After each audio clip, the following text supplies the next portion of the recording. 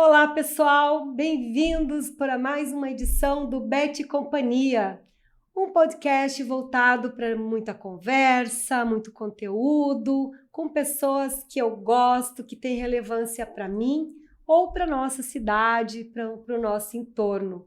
A conversa de hoje vai ser com um empreendedor que tem assim a alegria na veia, adora conversar, é o Eliezer Brasil. Eu o conheci durante as reuniões, os encontros na Associação Comercial e Industrial de Serviços de Tecnologia de São Leopoldo, uma entidade para a qual eu presto serviços de assessoria de imprensa. E o Eliezer e eu, a gente teve sempre um relacionamento muito legal desde o início. E hoje eu convidei ele para estar aqui no meu podcast porque eu quero saber muito dele sobre como é que é empreender nessa cidade, nesse país de meu Deus. Ele tem muitos projetos, fala mais que eu, se é que isso é possível. Então, com certeza, a gente vai ter um bate-papo muito legal, de muito compartilhamento, né, Eliezer? Obrigada por estar aqui hoje. Beth, eu que agradeço imensamente pelo convite. Eu costumo dizer que poder partilhar um pouco daquilo, um pouquinho que a gente sabe, um pouquinho da vivência é sempre bom. Mas quando a gente faz isso com pessoas com as quais a gente tem intimidade, é muito melhor, a gente se sente muito mais à vontade. Sou muito feliz, eu digo também, das pessoas que Deus colocou no meu caminho. Tu é uma dessas pessoas, sem sombra de dúvida. Eu acho que, para quem caiu em São Leopoldo, eu brinco, né? Eu sempre digo, eu não sou capilé, eu não nasci aqui. Eu também não sou, então eu tá estou tudo capilé certo. há 6 anos, e para um forasteiro que vem para uma terra desconhecida, eu venho do interior do estado para cá, então tu vai te ambientando e vai conhecendo as pessoas, e que bom que Deus colocou pessoas boas no meu caminho. Eu digo, a gente, quando fecha o santo com alguém, a gente se abraça essas pessoas e se sente acolhido. Tu foste uma dessas pessoas. A associação também, em partes, Sim. é um local onde os empreendedores daqui se sentem acolhidos, e o meu papel hoje vai ser o de aprendiz, como sempre aqui, né? Mas também tentando trazer um pouquinho daquilo que a gente viveu até esse momento aqui, para que outras pessoas possam se espelhar nisso também, né? Eu costumo dizer, o empreendedorismo não é obrigatoriamente para todo mundo, mas é importante que as pessoas saibam que esse caminho, que essa porta está aberta, e se tu julgar que é para ti, sim, ela tem muitas possibilidades e tem muitos caminhos bons para serem trilhados aí. Sim. Tu disse que veio do interior. De onde é que tu é? De que cidade que tu veio? Né? Nascido e criado na cidade coração do Rio Grande, como dizem alguns. Eu sou natural de Santa Maria, né? Para os íntimos, Santa Maria da Boca do Monte, né? Então eu nasci lá e me criei lá até os 19 anos de idade. Fiz formação em curso profissionalizante, curso técnico, me formei no curso técnico, e quando me formei eu saí da cidade para trabalhar. Santa Maria é uma cidade excepcional, adoro, assim, é uma cidade muito cosmopolita, eu costumo dizer, né? Porque tem um fluxo de pessoas muito grande o ano inteiro.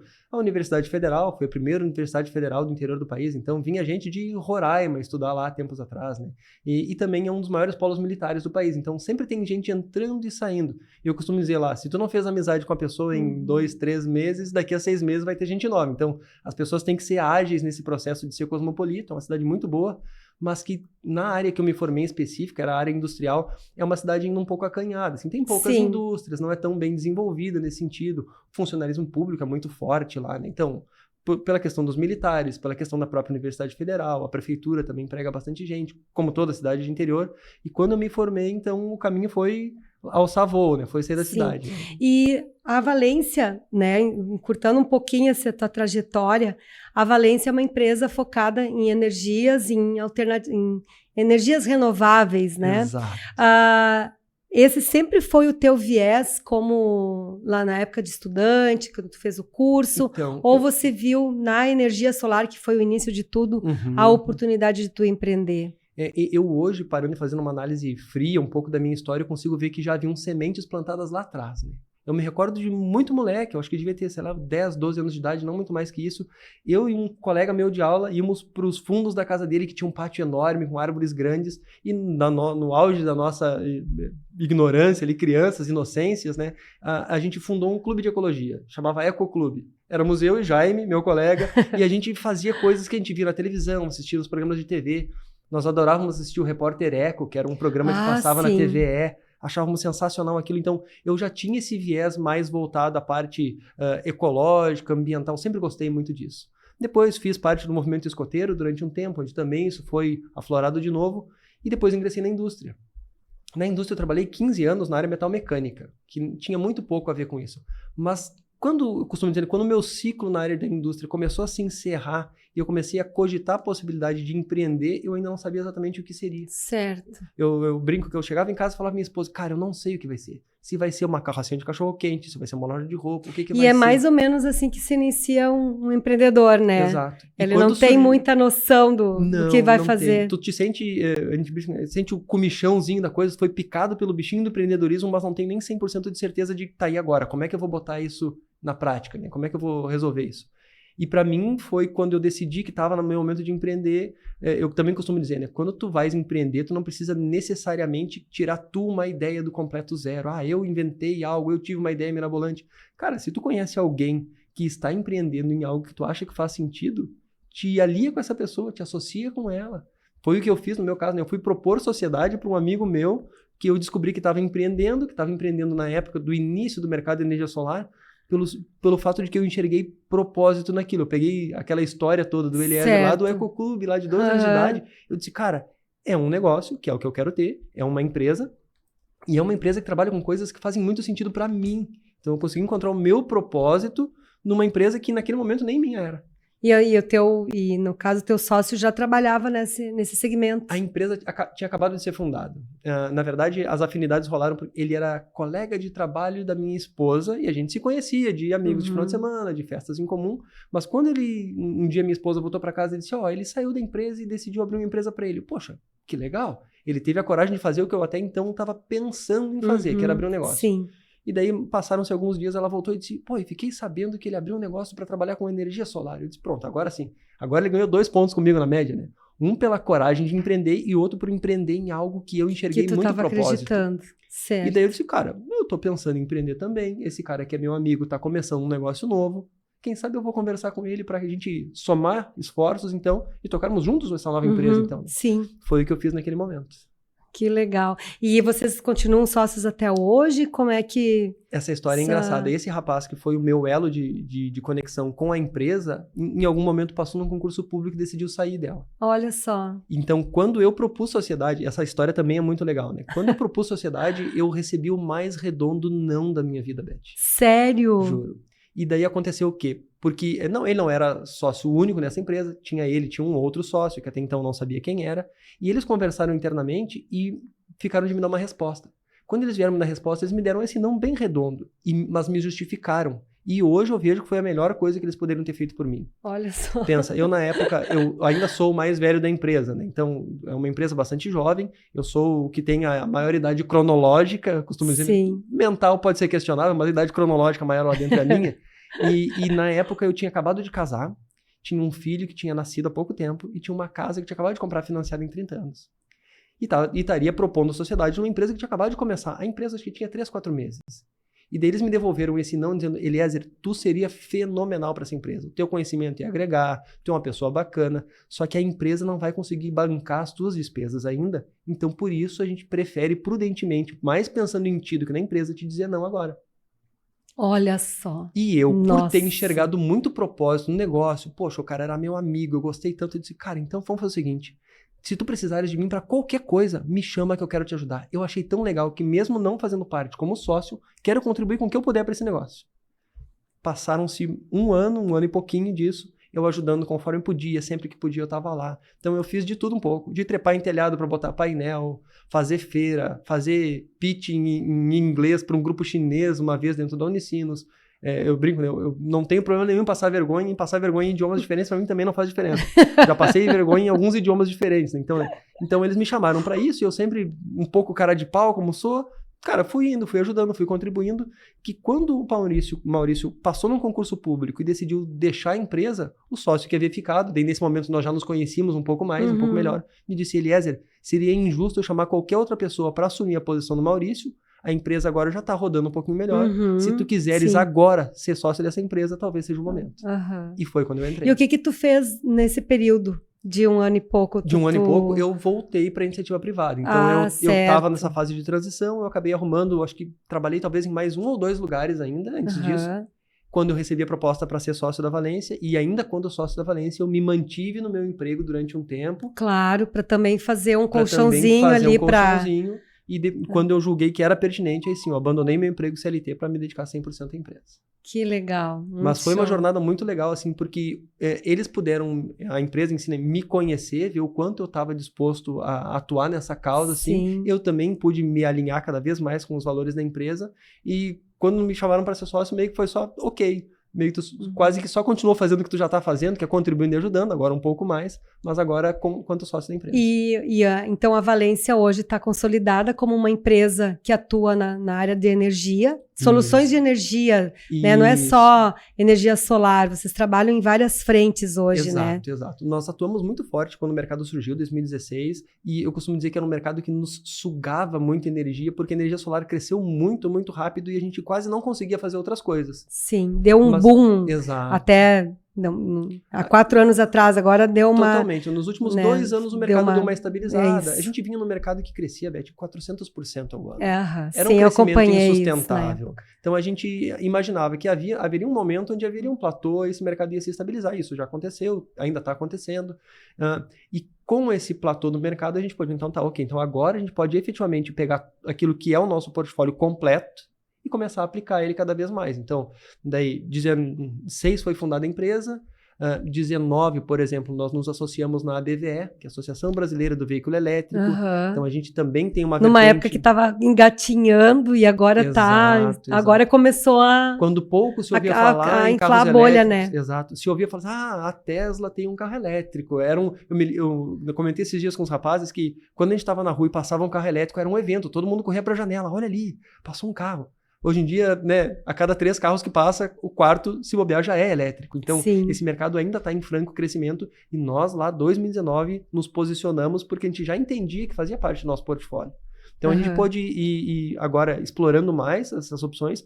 Então, a gente faz projeto elétrico geral, assim, condomínio, residência, loteamento, construtoras, são nossos clientes em projetos elétricos, projetos de eletromobilidade, então infraestrutura de carregamento para veículos de todos os portes, pequenos, médios, grandes, leves, levíssimos, né? Continuamos muito com energia solar também, e agora a gente também está desenvolvendo uma vertente, que eu costumo dizer que é uma nova oferta para os velhos clientes, em automação residencial também, por exemplo. Então, se o cliente quiser automatizar a sua residência, quiser introduzir um pouco de smart things na sua casa, ali, né? Itens smart na sua casa, a gente também está se posicionando nesse mercado. Olha só, e até porque agora vocês estão entrando no que a gente fala da IoT, né? Isso, a IoT, a internet das coisas.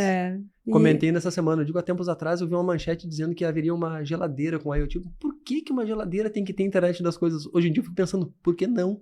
Claro, né? Porque vai ter que avisar o usuário lá que está faltando isso, está faltando leite ou que está acabando isso. As possibilidades são infinitas. Né? Sim, então... até porque a nossa sociedade está mudando muito, né? Muito. Nos últimos anos, já estava mudando no último século, né? E agora, depois da pandemia, muito mais, muita né? coisa assim. Então, e essa parte de automação, ela tende eu acho que facilitar muito a vida das pessoas. Acho que tem muita coisa ainda, desde pessoas que efetivamente têm as suas limitações, até as pessoas que têm uma rotina muito corrida. A automação, e daí começou muito no âmbito industrial, porque era uma necessidade, mas agora trazendo para dentro das residências tende a facilitar a vida das pessoas, né? Tu poder focar o teu tempo e a tua energia com as coisas que realmente importam. E ao encontro disso, aliás, tu falou agora, me veio uma imagem na minha mente que perdurou muitos anos comigo, sabe? Quando foi, eu me emocionei nisso. E quando eu lembro, eu me emociono de novo. Quando a gente conseguiu comprar para nossa mãe uma máquina de lavar. Então. Sabe, como assim? Por isso que, assim, ter essas facilidades no dia a dia das casas, por exemplo, para dar mais qualidade de vida. Claro, não vamos entrar no mérito de quantas horas as crianças, os pais ficam no celular, não é disso que a gente está falando. A gente está falando de ter todas umas opções em que você pode utilizar melhor o teu tempo. Tu vai ter mais conforto, vai otimizar o teu tempo, tu vai, inclusive, tornar mais eficiente o teu consumo de energia. Vou falar do meu mercado em específico, então eu vou conseguir ligar e desligar as coisas quando elas efetivamente precisam estar ligadas ou desligadas. Isso. E eu não preciso ter que estar no controle disso diariamente. Eu posso criar uma rotina automática para que essas coisas só liguem quando precisarem serem ligadas. São o ganha-tempo, porque o nosso tempo hoje está cada vez mais limitado, né? Mais escasso. E também contribuir com essa questão toda da sustentabilidade, porque gastando menos energia, né? Exato. É toda uma nova, um novo olhar. Os recursos naturais necessários para se manter isso de pé, né? O Brasil ainda tem uma matriz energética muito verde, entre aspas, né? A gente depende bastante de hidrelétrica, mas também tem, dá uma crise lá no centro-oeste que não chove, a energia tende a ficar mais cara, liga-se mais termoelétricas. A partir do momento que eu passo, falando do nosso pool de serviço, né, a gerar a própria energia em casa. Eu também costumo dizer, não adianta eu gerar energia de forma consciente e eficiente se ela não for consumida de uma forma eficiente também. Então, também pensar em como eu estou gerando, que pode ser solar, pode ser em outra fonte de energia, mas como eu estou consumindo isso também. Então, consumir de uma maneira inteligente também é importante. Até uma pergunta, uma provocação, que eu nem li muito sobre isso, mas acompanhando esse crescimento todo da energia, da questão elétrica e tudo mais, versus as intempéries que fizeram com que centenas, milhares de lares ficassem sem energia. Tem cidades do interior que estão sem energia há quase um mês. Nesse exato momento vai ter gente sem energia há mais de semanas. Exatamente. Então, com os avanços tecnológicos que se tem e que se pudessem ser melhor otimizados, isso não ia estar acontecendo. Totalmente. Uma fazenda de energia solar nessas regiões ali ajudaria. Muito. Né? Muito. Então, existem soluções já. A gente já tem tecnologia para isso, vamos lá, né? Os custos ainda são um pouco elevados para algumas aplicações específicas, mas a gente já conseguiria minimizar bastante os impactos, por exemplo, dessas questões de desastres naturais, essas questões de racionamento de energia, de alto custo de energia também, né? Então, eu acho que a gente está nesse caminho. Existem aí, a gente costuma dizer, né? A energia solar teve um boom muito grande. Agora, o próximo degrau dessa escalada aí é armazenamento de energia, por exemplo. Né? Então, baterias para que as pessoas armazenem energia nas suas casas. Caso falte energia na rua, eu consigo ter energia em casa. Hoje em dia existem veículos onde o veículo pode servir, a bateria do veículo pode ser colocada à disposição da tua casa. Então, quando eu conecto meu carro num carregador hoje, eu forneço energia da casa para o carro, para que ele ande, mas em algum momento a energia armazenada naquele carro pode servir à casa, para que eu não fique sem energia na casa, caso haja uma falta por parte da concessionária. Então, tecnologias existem, a gente precisa agora achar um jeito de tornar isso viável. Até porque essas questões ambientais, hoje essas mudanças climáticas, a gente já sabia que aconteceria, porque o planeta é um ser vivo, né? Nesses milhões de anos ele não foi como ele é hoje, não vai continuar sendo como é também, né? Mas como nós temos muito mais seres humanos habitando em lugares cada vez mais diferentes, né? Ter essas alternativas hoje é essencial, né? Exatamente. Os recursos naturais são escassos, né? Tem um número finito deles ali. Né? E vai haver um momento onde a população mundial, de uma maneira geral, vai exaurir esses recursos todos. Então, como a gente vai lidar para otimizar esses recursos, para consumir menos ele, tendo mais conforto? Isso também é importante, né? Então, não estou pedindo que as pessoas, vamos parar de usar a energia do ar-condicionado, vamos todo mundo passar calor agora aqui, porque a gente precisa economizar. Ok, essa é uma maneira de se economizar, mas talvez não seja a maneira mais inteligente. A maneira mais inteligente é, efetivamente, eu conseguir ter os itens de conforto, ter uma qualidade de vida melhor, mas consumindo menos desses recursos, né? Ou consumindo o mínimo possível deles, só o necessário. Né? Voltando um pouquinho nesse terceiro braço da Valência, agora que tu falaste, que agora eu fiquei interessada nessa questão da casa inteligente, né? Da IoT. Vocês hoje já tem cliente, já tá... Como é que tá esse segmento? A gente sempre entendeu que havia uma demanda para isso, né? Só que, de novo, né? Como a energia solar demandava muito dos nossos esforços, sobrava pouco tempo para a gente dedicar para isso, até de equipe, né? Para dedicar para isso. Agora, a gente conseguindo equalizar essas demandas, a gente está efetivamente começando a estruturar uma proposta comercial, ou seja, as vendas ainda não começaram a ocorrer, mas a gente já conseguiu mapear uma demanda muito crescente, muito forte. As pessoas têm muito interesse, é um assunto muito curioso, né? Se tu chegar na rodinha do churrasco do final de semana e levantar a mão para falar a respeito de uma automação que tu fez com a tua Alexa em casa, né? Alexa, liga as luzes. Acabei de falar com o Gabriel, né? Eu acabei de automatizar o motor da piscina da casa que eu aluguei. Então, são automações que fazem parte da rotina das pessoas, as pessoas vão ficar curiosas com isso, ou seja, existe demanda. Só que ainda tem pouca gente se posicionando para fazer essas ofertas no mercado, né? Então, quem consegue integrar isso?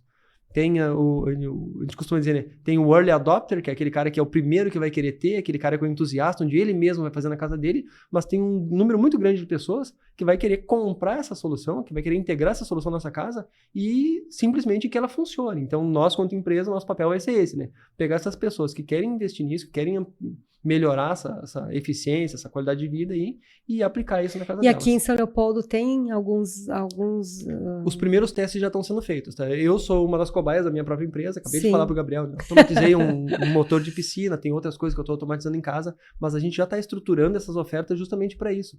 Até porque eu também falo muito a respeito disso, né? Amo o que eu faço quanto energia solar. Mas comercialmente falando, ela é uma venda muito pontual, né? As pessoas tendem a comprar energia solar uma vez na vida. E eu digo, os meus clientes têm essa felicidade, porque se tu compra uma vez na vida, quer dizer que foi tão bom e foi tão bem feito que tu não precisa chamar uma empresa de novo depois. Tu vai ter que trabalhar na área da manutenção, que daí seria um outro segmento. Exato. Que de repente tu não quer atuar. Hoje a gente até atua, Beth. Eu costumo dizer assim, a gente hoje quando presta serviço de manutenção para os nossos clientes, não é nem com foco de levantar recurso com isso. Eu não ganho muito dinheiro, sendo bem específico, fazendo as manutenções, mas o que eu ganho é a fidelização daquele cliente. Claro, sim. Esse cliente depois vai me gerar umas indicações. Exatamente. Isso vai ser muito bom.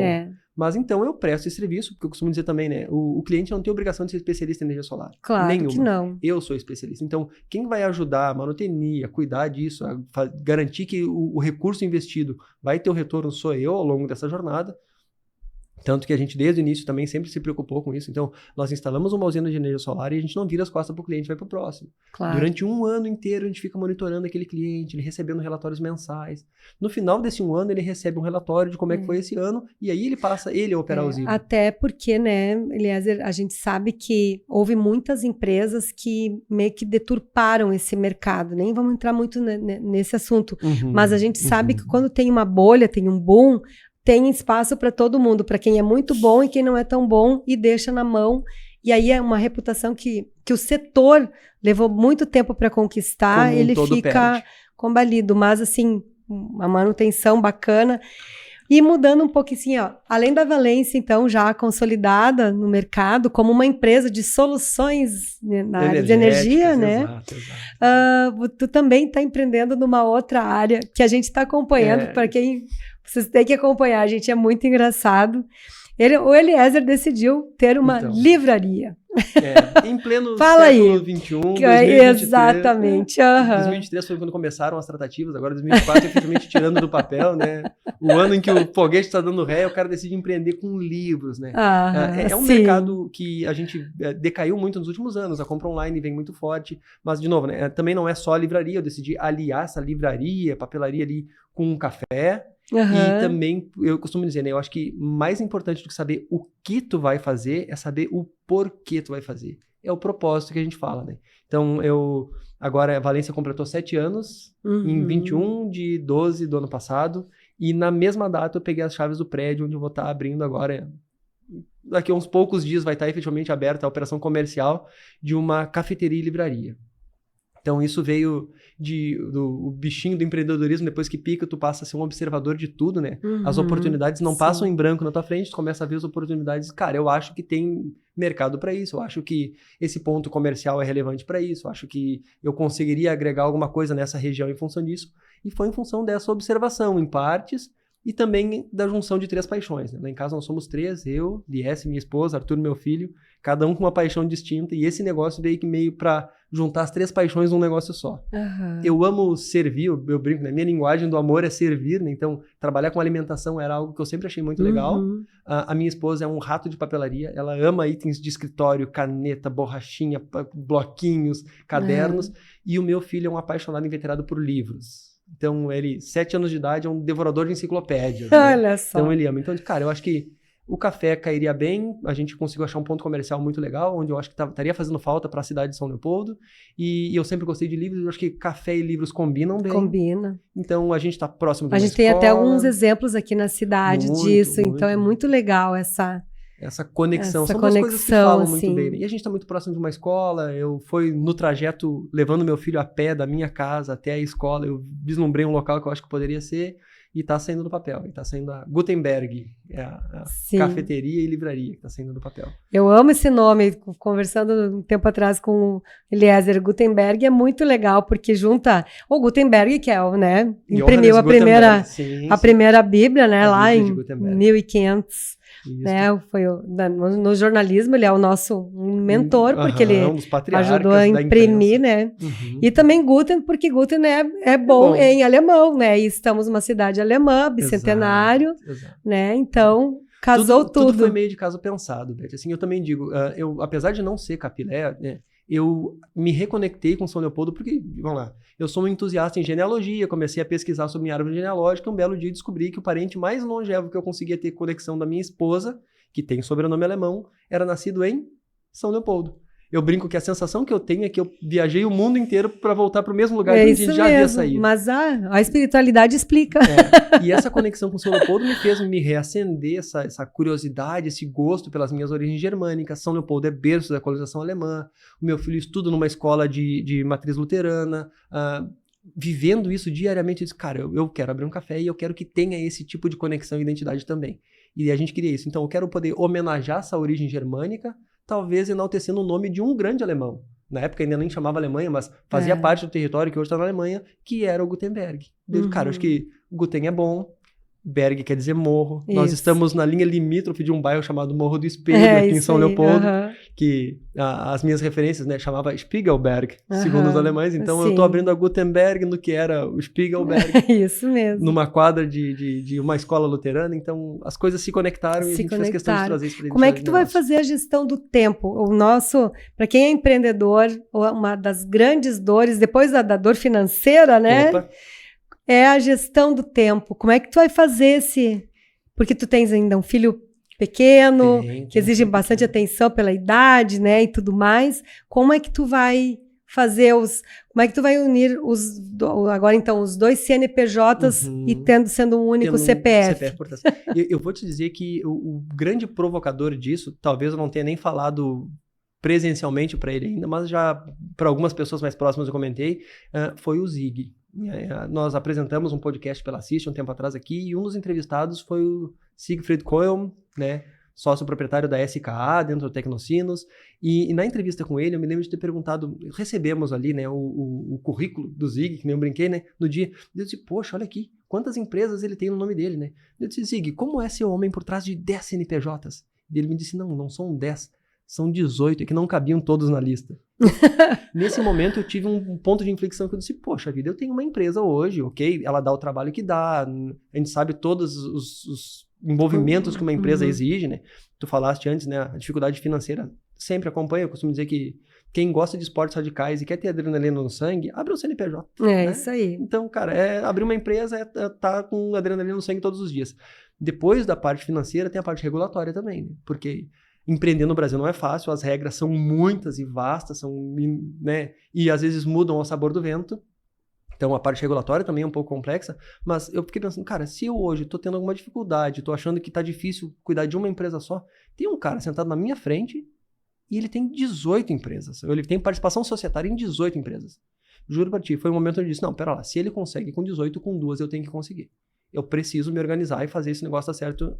Então, a Valência hoje, graças a Deus, a gente conta com um time fenomenal. Eu acabei de falar isso no início do podcast, né? Eu acho que a gente é muito feliz pelas pessoas que a gente atraiu para perto da gente.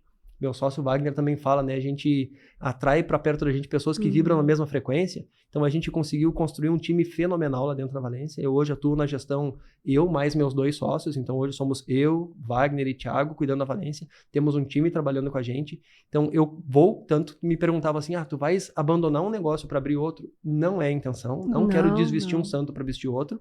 Até porque dá para ver que tu é muito apaixonado pela Valência, então muito. Não... Então, eu também digo assim, o amanhã cabe a Deus. Porque quem vai dizer os rumos que as coisas vão tomar é ele. Mas hoje a minha decisão é não, eu não vou abandonar um negócio para dar segmento em outro, mas a Valência já está funcionando não com 100% com as próprias pernas, ainda precisa de mim um pouco lá na gestão, e eu também fui um pouco estratégico. Esse café que eu estou abrindo fica a menos de uma quadra da minha casa. Ah, sim. E ele fica no meio do caminho entre a minha casa e o escritório da Valência, então logisticamente eu tenho uma facilidade. Então eu vou poder todos os dias de manhã cedo passar no café para saber como é que está a abertura do café. Eu vou poder, quando eu venho em casa ao meio-dia almoçar, poder passar ali também e ver como é que tá. Então, eu vou estar com os olhos próximos do negócio, mas a ideia também é montar um time e fazer com que esse time toque. E até tu comentaste, a tua esposa vai atuar, não? Não, a minha esposa... Porque por causa das paixões, né, que tu falaste antes, então pensei que ela também seria isso. O Arthur é mais fácil, tá? O Arthur ele já é meu sócio desde sempre. Ele foi, inclusive, a primeira pessoa para quem eu ventilei essa possibilidade. Como eu comentei, né, foi indo e voltando da escola com ele que eu vislumbrei a possibilidade de fazer isso, um belo dia eu parei no meio do caminho e conversei com ele. Filho, o que tu acha? E se nessa casa aqui nós fizéssemos isso? Poxa, ele comprou a ideia, ficou feliz, então tá. Então, o primeiro voto eu já tenho, né? Daí dentro de casa, depois conversei com a minha esposa, ela também super me apoia, mas ela, minha esposa é de uma geração passada, eu costumo dizer, né? Ela é um ser muito raro. Ela é uma pessoa que está há 20 anos trabalhando na mesma empresa. Então, hoje em dia, tu vê alguém jovem como a gente que está há tanto tempo trabalhando na mesma companhia, não é fácil de encontrar. Então, ela está lá, é muito feliz no que ela faz, teve as promoções dela, eu costumo dizer, ela também me passou muita segurança. Ela é uma empreendedora dentro da empresa que ela trabalha. Ela é uma intraempreendedora nata. Eu trabalhei também, eu entendo ela, porque eu trabalhei muitos anos nas mesmas empresas, e cada vez era sempre coisa nova, quando tu não aceita ficar só numa função, né? A gente pode empreender dentro das empresas, e eu acho que ali se acende muita coisa, Na empresa dela, né? nós mudamos de cidade, nós mudamos de função várias vezes, então a gente teve ela várias fases. A gente mudou de empresa, né? Mais de uma vez.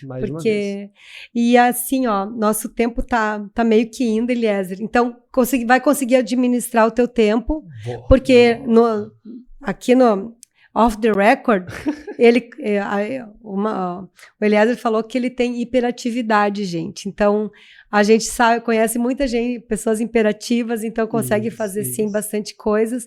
Às vezes se frustra um pouco, porque não sai, a gente começa a abraçar muita coisa, né?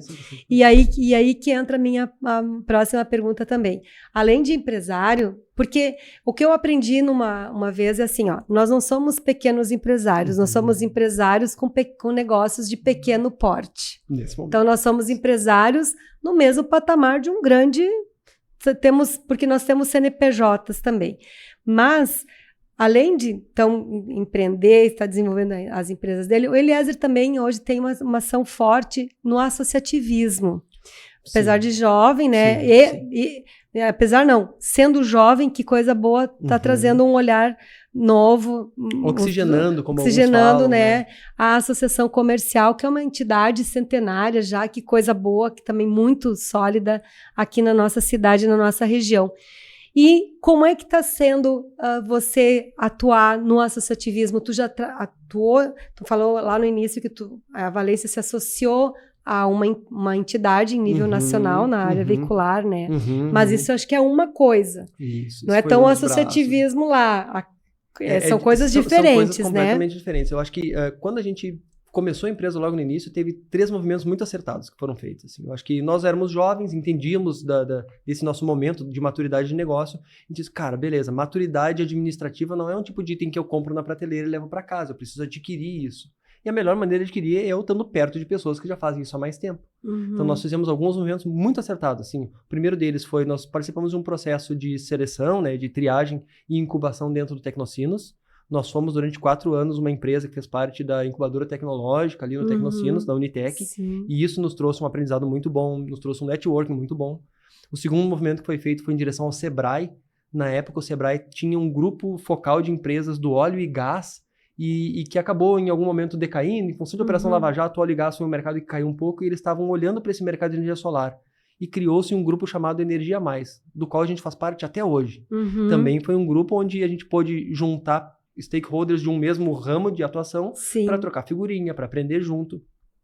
E o terceiro movimento foi em direção já à Assiste. Na época eu nem sócio era ainda na empresa, mas os guris já fizeram questão de botar um pezinho lá porque eles entenderam isso. Cara, nós somos jovens, a nossa empresa acabou de nascer, ninguém nos conhece, sabe o que a gente faz, a gente precisa ser conhecido e também precisa beber nessa fonte de conhecimento desses empresários que já estão fazendo isso há muito mais tempo. Então, a nossa empresa, praticamente logo depois de aberto o CNPJ, foram esses 3 movimentos. Assim, foi Unitec, Sebrae, Assiste. Eu assumi a participação dentro da Assiste há um pouco menos de tempo. Vamos fazer, acho que uns 4 anos. Então, durante os 2 primeiros anos, eu fui um membro ativo, participante do Núcleo de Jovens Empresários da Associação, que é um núcleo multissetorial, tem empresas de diversos setores, para empreendedores que têm até 40 anos de idade ou empresas de até 5 anos de idade. Isso. E é um lugar de muita troca de experiência, porque as pessoas estão passando por dores muito parecidas. Certo, isso é verdade. E daí, estando ali dentro 2 anos como membro participativo, no terceiro ano, acho que foi, eu virei coordenador do núcleo, tive 2 anos a honra e o prazer de ser coordenador desse núcleo, E daí é onde tu começa a não só beber nessa fonte de conhecimento, mas também a passar um pouco do conhecimento que tu tem. Brinco, né? Costumo dizer, quando eu abro o meu segundo CNPJ, eu já não sou mais réu primário, né? É então, verdade. já tenho um pouquinho de experiência nisso. Então, hoje a gente atua tanto recebendo muita coisa de empreendedores muito mais experientes que eu, como foi o caso que eu comentei contigo, do Zig, um cara com uma experiência fenomenal, mas também pegando essa galera que está entrando agora no núcleo ali, cheio de dores e dúvidas, e a gente já tem uma história de 7 anos de empresa, onde a gente pode, aos poucos, ir acalmando e dizendo, cara, fica tranquilo, vai dar tudo certo. A gente também passou por essas dores, resolvemos desse jeito, daquele jeito. Então, e uma frase que durante muito tempo eu mantive dentro do NJI, continuo, esse ano, inclusive, ainda fui nomeado como diretor comercial da associação, tive a honra também de ser nomeado, nós precisamos, em algum momento, desmistificar o associativismo empreendedor, Beth. Porque as pessoas às vezes acham que, cara, eu abri um CNPJ, eu tenho uma carrocinha de cachorro-quente lá no final da feitoria e a associação comercial que fica lá no 5º andar do prédio, no centro, não é para mim. Muito pelo contrário, a associação é feita dos empreendedores. Então, esse cara precisa saber que existe uma cadeira esperando por ele dentro da associação e que é um ambiente onde ele vai poder trocar experiências, aprender, se renovar. Costumo dizer também que empreender é uma batalha um pouco solitária, assim, às vezes tu sente, puxa, só eu tô passando por isso, só eu tô vivendo isso. Quando tu vai para dentro da associação, tu vai entender que, cara, tu não é o único. Vários empreendedores passaram por dificuldades parecidas, maiores, menores, e tu vai poder aprender com eles, trazer aquilo que tu tem de bom para contribuir. Eu costumo dizer, né, se cada um trouxer uma ideia boa de casa, num núcleo, por exemplo, onde eu tenho 12 pessoas, eu trago uma ideia e volto com 11 novas ideias que eu não tinha para casa. Então, essa troca é sempre muito boa. Isso é verdade. E é por isso que, então, hoje tu consegue, então, tá conciliando hoje 2 negócios, essa questão do associativismo, que ela é muito desafiadora, né? Porque tem sempre assim, a entidade tem que ir atrás, mas o empresário, o empreendedor também tem que, então, fazer essa conexão vai ser, acho que um dos teus desafios, então, esse ano. Esse ano é esse, assim, é de fazer de novo, né? Vou usar ipsis literis que eu já falei, o cara da carrocinha do cachorro-quente tem que entender que existe uma associação comercial, industrial, de serviços e tecnologia que está de portas abertas para ele. Onde tu vai ter acesso, como eu tive a honra de ter acesso a empreendedores com muito mais experiência. E lá dentro da própria associação, não precisa necessariamente ser a ASSIST. O empresário, o empreendedor pode se vincular ao seu sindicato, à sua associação de bairro. Existem várias formas de exercer o associativismo, procure né? Um coletivo, né? O coletivo, procure um exatamente. Coletivo. Eu falo muito também a respeito até das pautas individuais, né? Eu, em algum momento, Beth, tive um problema não, mas eu tinha uma pauta minha regulatória, tinha uma lei de energia solar lá que ia ser aprovado ou não, e eu pensei, poxa, quem é o Eliezer na fila do pão para chegar lá em Brasília, por exemplo, e bater pedindo para os deputados que eu acho que aquela lei é justa ou não é justa?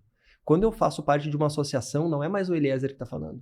É uma associação que fala em nome de um grupo de empresários daquela região que tem uma pauta relevante. Isso já aconteceu no âmbito federal, no âmbito estadual, no âmbito municipal. Então, é legal porque tu consegue também te juntar com outras vozes, inclusive para brigar por pautas que são tuas. Tanto isso é verdade, que um dos grandes cases da associação foi o seu Silvino Jeremia, que tu já conversou também, infelizmente partiu esse ano, que uma das bandeiras da associação na época foi evitar que a cidade fosse dividida ao meio pela Transurb. Ele, com o movimento todo de empresariado, ele evitou que isso acontecesse. Essas vozes coletivas são as vozes coletivas, exatamente. Olha só, a gente já está se encaminhando para o final, e eu gostaria, Eliezer, que tu assim, resumisse, assim, o que é empreender para ti? Disso tudo aí, tu já falou algumas frases. O Eliezer é o dono das frases de efeito, tá, gente? Nas reuniões é muito engraçado. Muito Ctrl-C, Ctrl-V, diga-se de passagem. Sim. A Beth falou mas memorizar as frases também é para poucos. A Beth falou um pouquinho antes da questão do hiperativo, né? Eu, com 38 anos de idade, me descobri um TDAH clássico. Eu tenho transtorno de déficit de atenção e hiperatividade. E eu costumo dizer que isso me dá alguns superpoderes, né? A cabeça de um TDAH é uma coleção de referências. É verdade. E essas frases vêm dessas referências que a gente vai guardando. Eu costumo dizer, né, eu vou juntando aquilo que faz sentido para mim, no meu propósito, e vira e mexe uma frase dessa sai. Vira e mexe sai.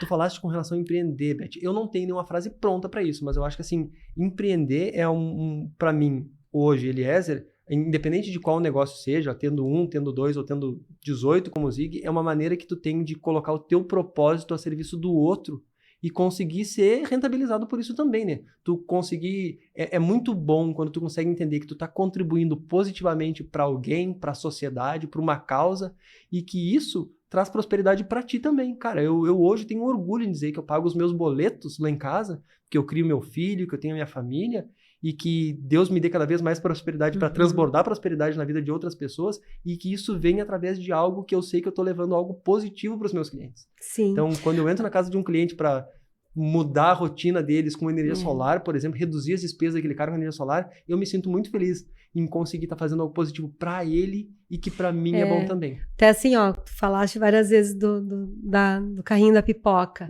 O propósito dessa pessoa que tá com esse carrinho é levar sabor, é levar alegria por meio daquele alimento. Felicidade. A mulher que faz a doceira, que faz os seus, né, os brigadeiros. É isso, né? Então... Vou voltar para as frases prontas, então, Beth. Foi o que eu comentei antes, né? Mais importante de que saber exatamente o que tu faz, é importante saber o porquê tu faz. Eu digo também isso, eu sou gestor da área comercial numa empresa e lá a gente fala, o meu cliente não compra painel inversor. Eu tenho que entender qual é o resultado final que ele vai obter através do meu serviço e é efetivamente isso que ele está comprando. O meu cliente compra poder ligar um ar-condicionado sem culpa. Ele compra poder saber que a fatura de energia no final do mês não vai roer ele por uma perna. Ele compra poder mudar o filho de escola para uma escola com uma mensalidade um pouco mais alta porque ele reduziu a despesa com energia. Então, é esse final. Então, a moça que faz o bolo lá naquela condição, lá na vila, lá no cantinho dela lá, ela tem que entender que o que ela está vendendo não é só bolo. O cara da pipoca tem que entender que ele não está vendendo pipoca num saquinho. Ele está vendendo uma memória para uma criança e comprou aquela pipoca e está partilhando aquilo com alguém, né? Eu tenho um case muito legal, esse é meu amigo pessoal, César, tem uma oficina de bicicleta e eu falei para ele, César, tu tem que entender. Eu acabei de fazer isso, Beth. Comprei uma bicicleta com ele, restaurei para o meu filho, bicicleta que era da minha esposa 28 anos atrás. Restaurei com ele e comprei uma bicicleta para mim. Eu disse, cara, eu não comprei de ti uma bicicleta. Eu comprei de ti um instrumento de criar memórias. Porque essas primeiras voltas de bicicleta que eu dei com o meu filho são coisas que nunca vão sair da memória dele nem da minha. Foi de uma felicidade enorme e tremenda que, de novo, se ele fosse olhar pelo jeito simplista, eu vendo bicicletas, mas não é isso que ele está vendendo. Então, o propósito é isso. O propósito é quando tu entende que não é só o objeto que tu vende, é o que aquele objeto causa. Agregou. O que aquilo agregou, né? O quanto tu conseguiu causar de impacto positivo na sociedade ou nas pessoas através do que tu faz.